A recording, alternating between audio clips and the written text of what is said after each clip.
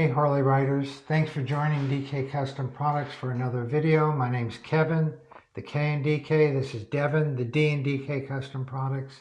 And today we're going to be talking about NextGen shocks.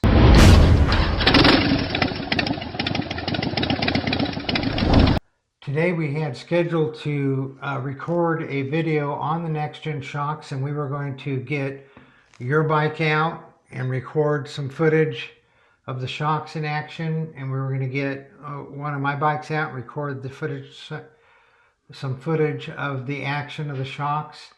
But you showed me that Nathan, a guy who works in our shop and has some NextGen shocks installed on his Road Glide, actually got some really good footage this last week with the shocks. So let's look at a little bit of that footage right now.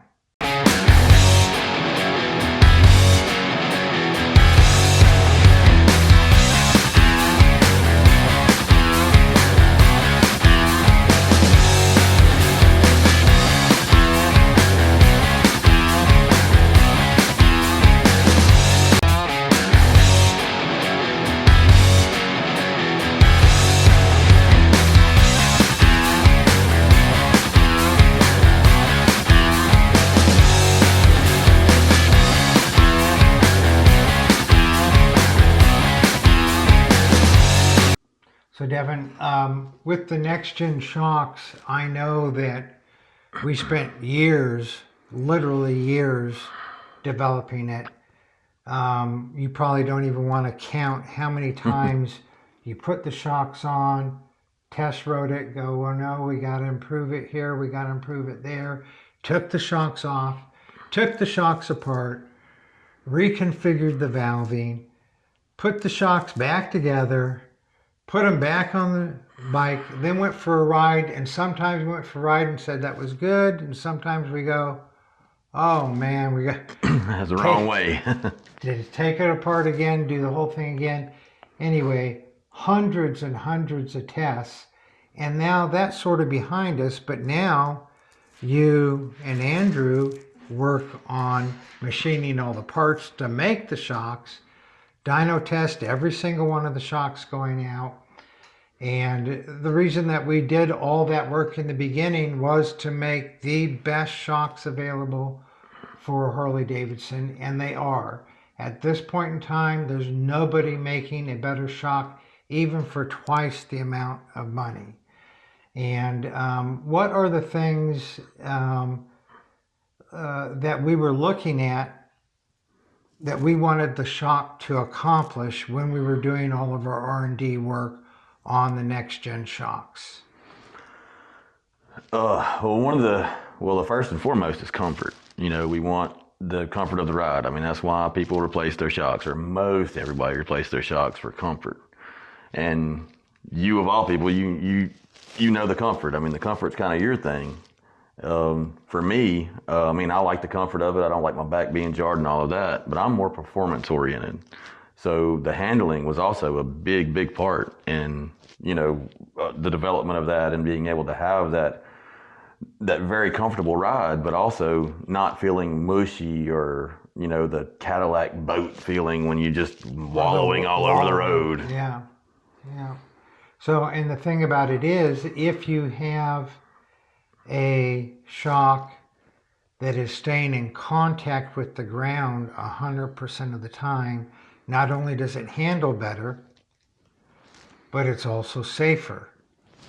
So if you're in a curve and you're going over some, you know, irregularities in the road, and if that tire comes off of the ground, loses contact with the ground, it's not going to handle as well, and it's not going to be safe, because that when the tire comes off of the ground, or the ground drops away and the tire doesn't drop fast enough, the shocks don't allow that tire to drop fast enough into that dip in the road. Now for a split second, that tire is not on the road and you're in a curve, and then when it hits the road, it's like you start to go sideways a little, then it catches. So not only does that inhibit good handling, but it also becomes very unsafe. Yeah, when that tire makes contact back with the ground, if you're at a little bit of an angle or anything, that gives it that moment to break traction. You know, and we all know that, you know, it's the moment that you break traction, you lose most of it. So you want to keep that on the ground and keep it, you know, keep that traction. But I mean, you don't have any traction when that tire is off of the ground. Something else that, you know, that I was less aware of, I guess, in the beginning of everything. I was thinking more of handling on my end of everything. But also, when that tire is off of the ground and you have a slow rebound, well, what happens? I mean, you don't just stay in the air. You fall.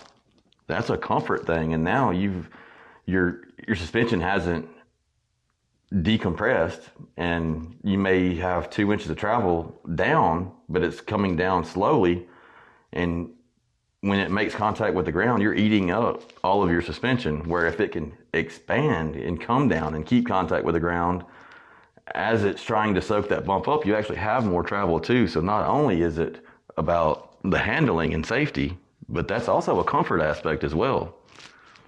Yeah, and so just looking at a little more of this footage, it's crazy how well these shocks are working. Now, Nathan's probably what, 160, 170 pounds? And then he had a passenger on the back, and we don't know her weight, and if we did, we wouldn't be allowed to say it anyway. But this is a 2-up ride on obviously a very bumpy road. He's not going slow, and you see that the tire is just staying in perfect contact with the ground. And notice the bike, it's staying level. So the bike is staying level and the tire is going up and down, keeping conformity with the road because the shock is allowing it to do that. And that's what we were after. We were after being comfortable, safety, being safe, not wallowing, handling well, being a secure, non-wallowing feel around the curve. And I think that this footage that Nathan shot of how it's functioning on his road glide is just, it's... That's a testament to what they are. I mean... Yeah. So I'm pretty proud of the NexGen shocks. They've done very well. We rarely have anybody who, even though we have lots of customers who talk about how it's like riding on a cloud, or their Ultra Glide just glides over the bumps now.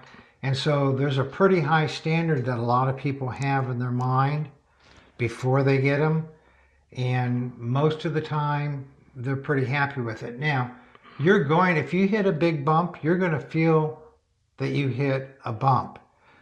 But the key is, if you hit a bump that's a 10 and it only feels like a 2 or a 3, that's a pretty good accomplishment. Because with the factory shocks, if you hit a bump that is a 10, it's going to feel like a 15 or a 20, you know. And if you have a $500 or $1,000 pair of other shocks, you hit that bump and it's a 10 bump, you know, it's going to feel like a 4 or 5 or 6, which is a huge improvement. But knock on wood, there's still nobody who's come out now after a couple years that is making a shock that provides the comfort, the handling, the safety, the compliance that the NextGen gives. And I'm just super, super happy about that, because I don't think we want to go through another 2-year R&D period again. Do you? No, I do not.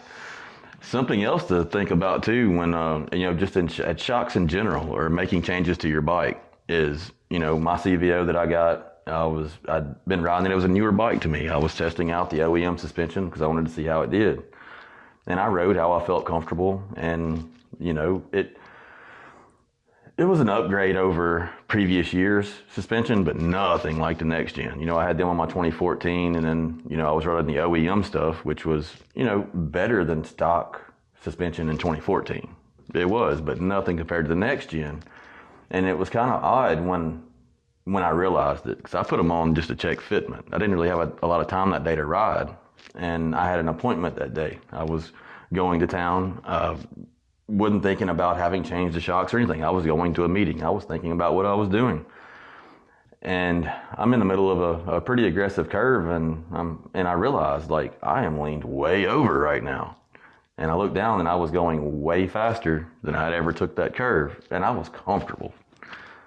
Well, I mean, I didn't even think about the shocks. I was talking with a friend of mine later that evening talking about, just the bike in general. And he's like, well, have you put your shocks on? And I was like, I did. And that's like, that's the next time I rode it. And that's when I realized, like, the only time I had thought, like, man, I am leaned way over. I hadn't done that up to that point.